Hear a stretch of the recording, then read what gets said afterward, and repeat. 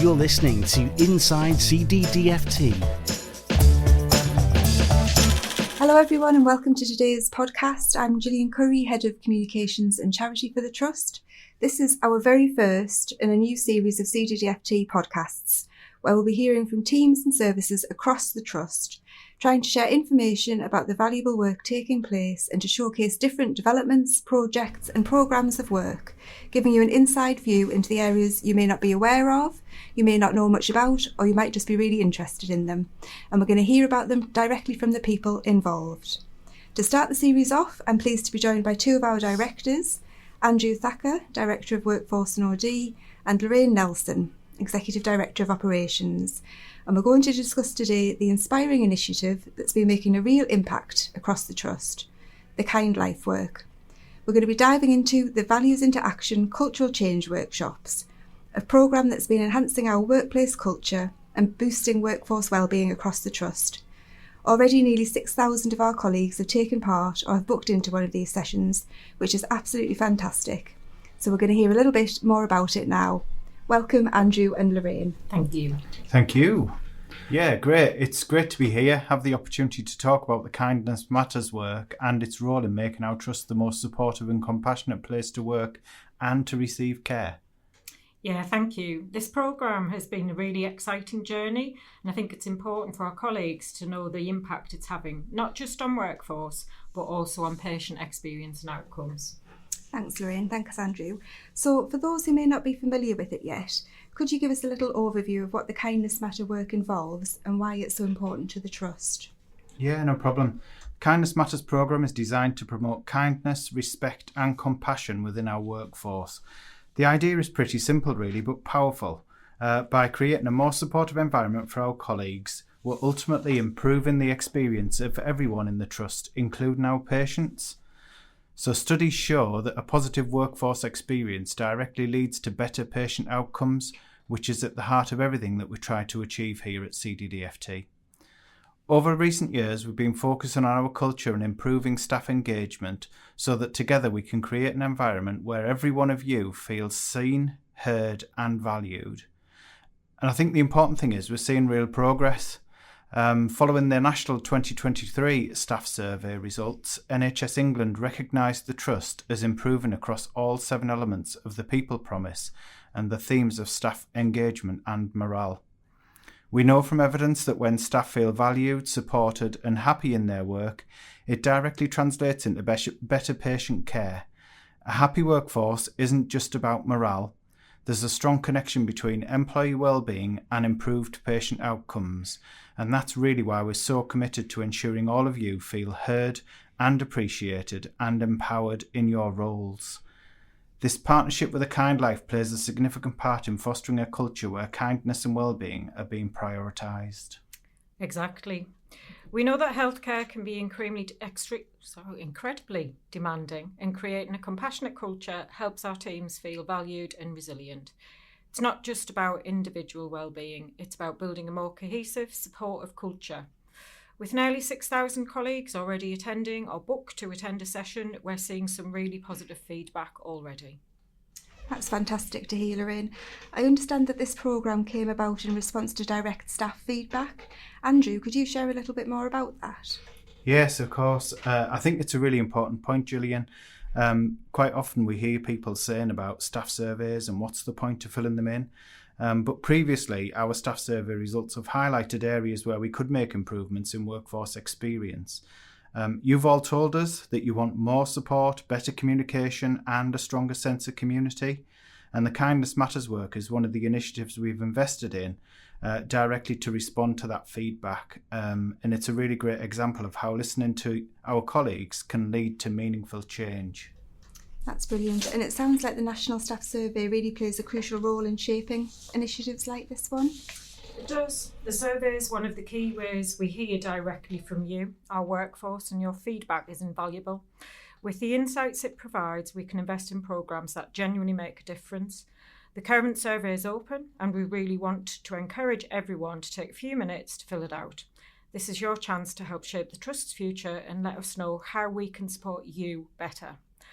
Kindness and civility aren't just nice to have qualities, they're backed by strong evidence showing they lead to better patient outcomes. When we treat one another with respect and kindness, it creates an environment where everyone, staff and patients alike, feels safer, more valued and better cared for. Research has shown that even small acts of kindness amongst colleagues can lead to an improved team collaboration, reduced stress and ultimately better care for our patients. This isn't just about improving the work environment, it's about the tangible impact it has on the quality of care we provide. At CDDFT, we know that when we foster a positive and supportive culture, it directly influences the safety and effectiveness of our clinical outcomes as well. Thanks, Lorraine, and that's really what's been driving all of this work, isn't it? For anyone that hasn't attended a workshop yet, Andrew, are there any sessions left? Yeah, unfortunately, as Lorraine's already said, we've had 6,000 people show an interest in the sessions, which is really fantastic. Unfortunately, that means that all the face-to-face sessions are now fully booked. We did also have 2 online sessions in response to feedback from colleagues around some of the challenges people are facing in relation to travel and being able to get to the 2 venues we've been using.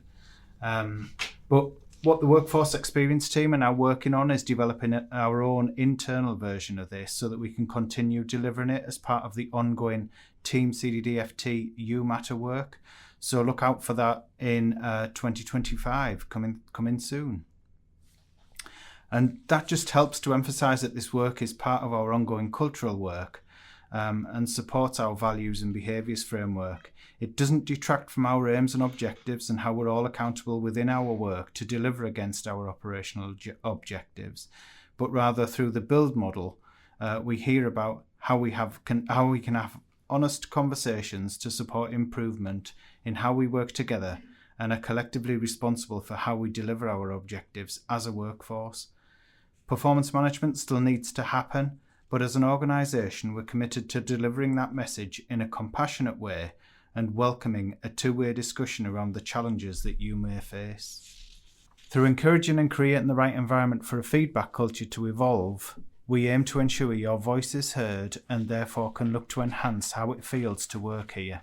And these sessions are a really good opportunity to connect, share experiences and take a moment to focus on well-being as well. Thanks, Andrew.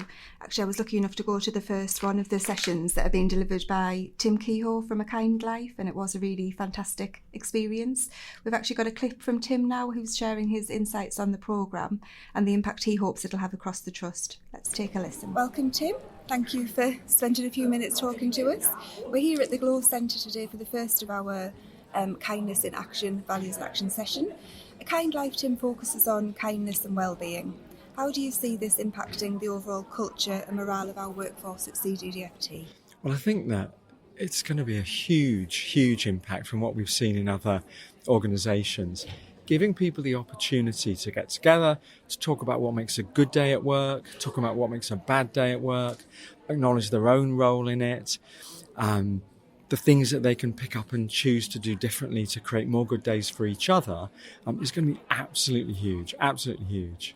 Brilliant. And are there any specific examples you could give us around the principles that you hope colleagues might take away with them and apply in that everyday life? Yeah, so I talked already about noticing our own behaviours, noticing our attitudes, noticing how we impact on others. But I think there's 2 things that I hope to leave people with. The first is to notice when other people do great things and appreciate those things. Appreciation is the single biggest driver of culture in any organisation, anywhere. But also, we're going to introduce people to a concept called Build, which is about how to have constructive conversations, how to actually speak up and talk to people when, often without intending it, we do things that don't work for each other or don't work for patients. So making it safer to speak up. Perfect. And just in terms of longer term improvements and that patient care that we're all here for, what would you see some of that looking like? Oh, the connection between culture and patient care is absolutely proven now. The jury is back in on that. So we know that when people enjoy their work in healthcare, that patients get better quicker. So yeah, we're definitely going to see improved patient care as well. That's brilliant. Thank you very much, Tim. That's perfect. You're welcome. We can also hear from the Trust's Head of Workforce Experience, Andrew Moore, who has been leading the Trust's ongoing work. Here's Andrew telling us a little bit more. Yes, certainly. So it's a really exciting time for us as a trust. We first were introduced to a kind life work through our Leading a Highly Reliable Organisation in April. And there was a real buzz about the kindness and compassion agenda and how interactive it was. So there was a number of people approach me after the event to say, can we get this right across the organisation? And that's what we've looked to do. So today we'll be learning around two models, the ABC and BUILD, both of which we can use in our practice on a day-to-day basis around having sometimes challenging conversations, but with compassion, and also giving each other feedback when something has resonated with us that has made us feel better. So really exciting this morning. We have about 170 colleagues and 3 sessions running throughout the day.